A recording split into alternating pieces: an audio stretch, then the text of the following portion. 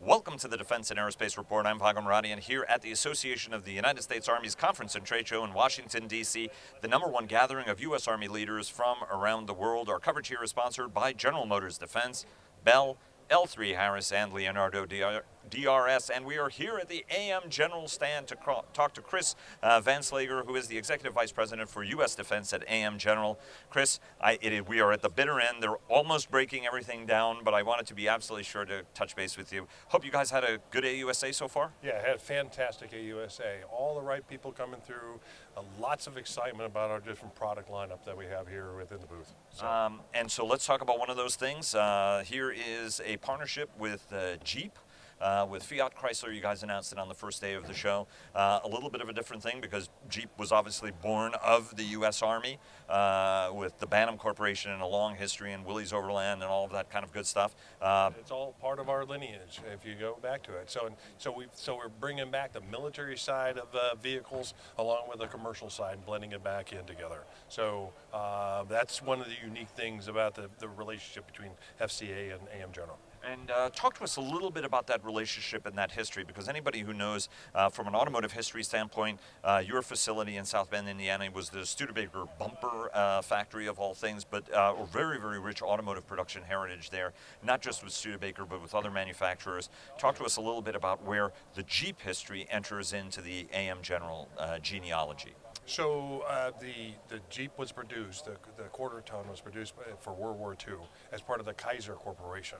And after a period of time, Chrysler sold that off, the brand name Jeep, to Chrysler, okay? Right. And so that's where the Jeep brand officially got established. And that down there in the plant, Toledo, Ohio, and that strong tradition of a off-road vehicle and all its history continued on there, while AM General went off and started producing things like the Humvee, as an example. Still doing our off-road, still concentrating on the military and defense. And now we're bringing that strong history from both sides, from FCA and from AM General together to go ahead and bring to the military another evolution of the Jeep. And tell us a little bit about where this vehicle fits in terms of your product line, right? I mean, the signature product obviously is the Humvee.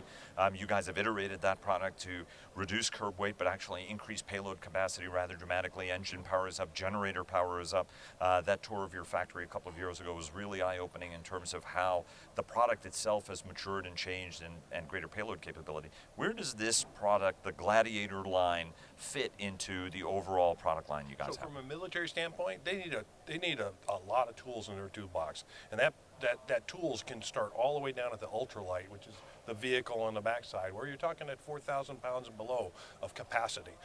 Then you start talking about the Humvee. The Humvee is in the next spectrum, and that's from the 5,000 up to the 14,000, 15,000. And then they need a toolbox for that heavier stuff, and that's what the JLTV program is intended to go. So now you got a little bit of a gap down there between the ultralights and between the Humvees, and you're also looking at from a standpoint of a cost and affordability standpoint.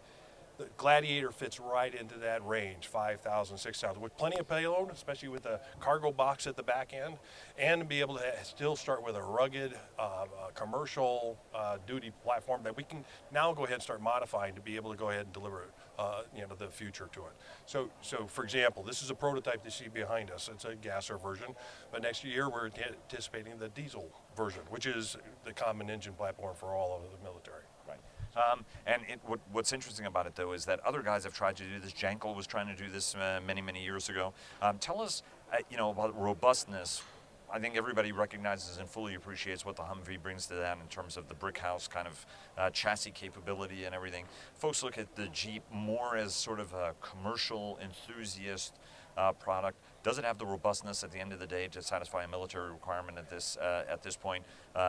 Even though its genealogy, 70 years ago was military, sure. There are folks who look at it more as a commercial consumer product than necessarily a military one. Sure, we're not selling this to the military as a commercial platform without any kind of the technologies, the knowledge, experience that AM General has been over 30 plus years or 50 plus years of working in the defense industry, and delivering the Lamborghini of off-roading right now. That's the Humvee. I'm sorry, it's still considered top of the line, right?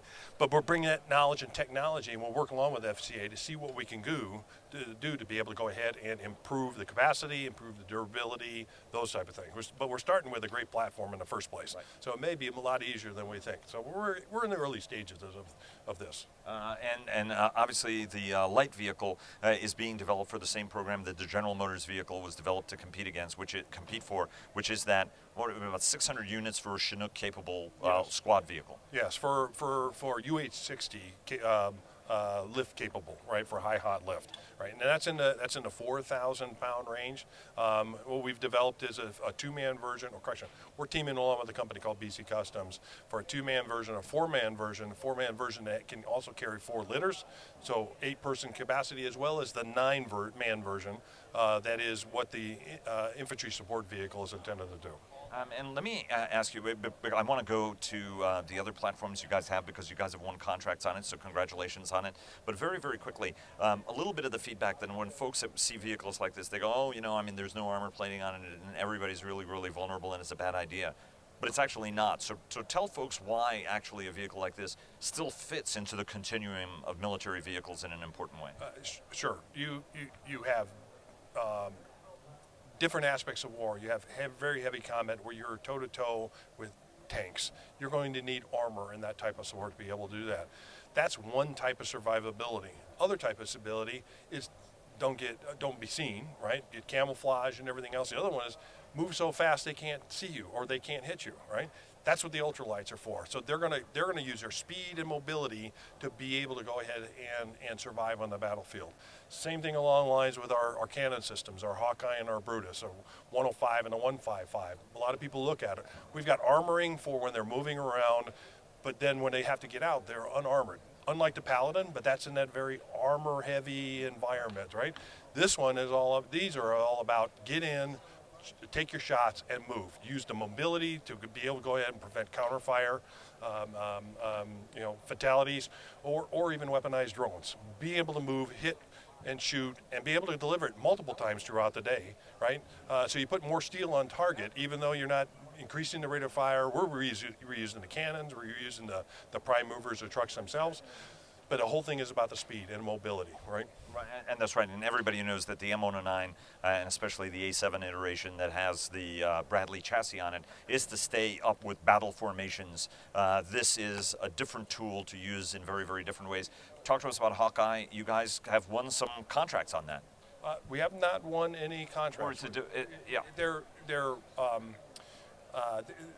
There is initiatives to be able to go ahead and provide funding. We're working closely along with a program office to mature our systems. That includes going out and doing additional live fires, doing characterization, getting to a safety release, have the soldiers and Marines to be able to go ahead and get on the weapons and give their feedback, so we can invest and continue to improve the system, so that when we get to a contract or to an RFQ or to a competition or something along those lines, we've got the best product to be able to go ahead and offer to the government. So is there a financial line tied to either of these? No. Okay, not yet. Okay, but you guys are also looking at getting international sales locked down for both platforms. There's considerable international interest in what's going on here, and not only from the standpoint of just the 105 or the 155. They have old howitzers. This is a recapitalization. We're going to reuse the tube. We're going to reuse the breech. We're going to use whatever platform they have, whether it's our Humvee or whether it's a MTV or something, one of the other countries' vehicles, to be able to go ahead and give them mobile howitzer capability, right? Be able to shoot and move, fire 360 degrees, be able to do direct fire out to 5,000 meters. Right.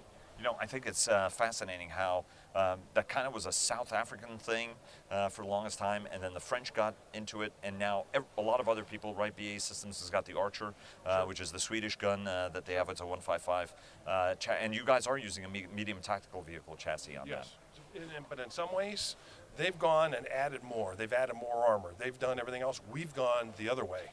We've gone lighter. we've gone without the armor. We're actually giving them more capability because we can fire 360 degrees.